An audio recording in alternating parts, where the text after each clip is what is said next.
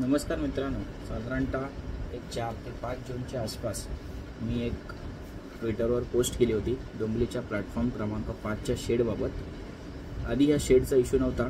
जेव्हा हे रेल्वेने 3 डबे पुढे थांबवण्याचे उद्योग चालू केले, ते का चालू केले ते अद्यापही मला समजलं नाही त्याच्या मागचं कारण। पण असो, त्यानंतर प्लॅटफॉर्म क्रमांक 5वर टुवर्ड्स कोपर बाजूला शेडचा इश्यू हा उद्भवला। कारण साधारणतः पुढचे 2 ते 3 डबे या इथे तुम्हाला शेडच दिसणार नाही जेव्हा ट्रेन येते। तर हा इश्यू मी ट्विटरवर टाकला। त्यानंतर लोकमतचे जे आपले पत्रकार मित्र आहेत अनिकेत घमंडी यांनी आपल्या न्यूजमध्ये ही न्यूज कव्हर केली होती।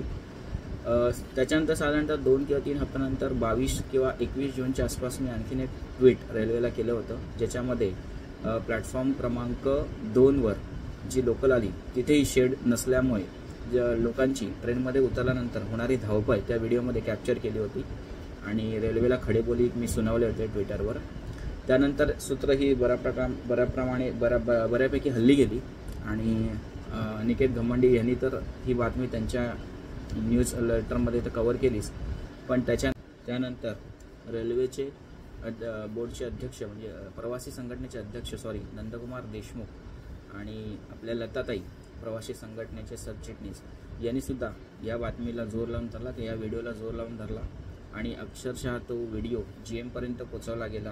आणि त्यानंतर डॉक्टर श्रीकांत शिंदे यांनाही त्यांनी भेटून याविषयी माहिती दिली। कारण प्लॅटफॉर्म क्रमांक 1 आणि प्लॅटफॉर्म क्रमांक 3वर जे काम चालू होते तिथे शेड नसल्यामुळे लोकांची तारांबळ होत होती, खूपच गैरसोय होत होती। आणि त्यानंतर जसं खासदार श्रीकांत शिंदे यांच्या कार्यालयात ही माहिती पोचली, त्यानंतर त्याच्या दुसऱ्याच दिवशी माझ्या मते खासदार श्रीकांत शिंदे यांच्या माध्यमातून दीपेश म्हात्रे यांनी रेल्वेच्या डोंबिवली रेल्वे स्थानकाची पूर्णतः पाहणी केली। सगळे डिटेल्स मी तुम्हाला साईडला व्हिडिओमध्ये देत आहे, तुम्ही पाहू शकता। सो त्यांच्या माध्यमातून ती पाहणी झाल्यावर आणखीन एक सूत्र ही जोरदार हल्ली गेली आणि आता तुम्ही पाहू शकता की ही शेडचं काम प्लॅटफॉर्म क्रमांक 1 आणि प्लॅटफॉर्म क्रमांक 3 यावर पूर्ण झालेला आहे आणि एक चांगला दिलासा डोंबिवलीकरांना रेल्वेने दिला आहे। प्लॅटफॉर्म क्रमांक 5वर तुम्ही पाहू शकता व्हिडिओमध्ये अजूनही शेडचं काम झालेलं नाही। तिथे काहीतरी तांत्रिक अडचणी आहेत असं रेल्वेचं म्हणणं आहे। म्हणजे ते काहीतरी ओव्हरहेड वायर जवळ येते किंवा पत्र्याला लागू शकते, त्यामुळे अपघात होऊ शकतो असं रेल्वेचं म्हणणं आहे। जे काय असेल ते प्रश्न हा तुम्ही निर्माण केलेला आहे, तर अडचण ही तुमच्यामुळे झालेली आहे, पण लोकांना त्यांचा हा त्रास गेले कित्येक अनेक वर्ष सामोरे त्यांना जावं लागते। तर माझी रेल्वेला अशी विनंती आहे की त्यांनी लवकरात लवकर इथेही शेडचं काम करावे आणि लोकांना दिलासा द्यावा। त्या व्हिडिओच्या माध्यमातून मला सगळ्यांचेच आभार मानायचे, मग ते लोकमतचे अनिकेत घमंडी असतील किंवा इतर पत्रकार मित्र असतील, मला त्यांची नावं माहीत नाही, पण लोकसत्ता किंवा सकाळ यांनीही या बातमीला जोर लावून धरला होता।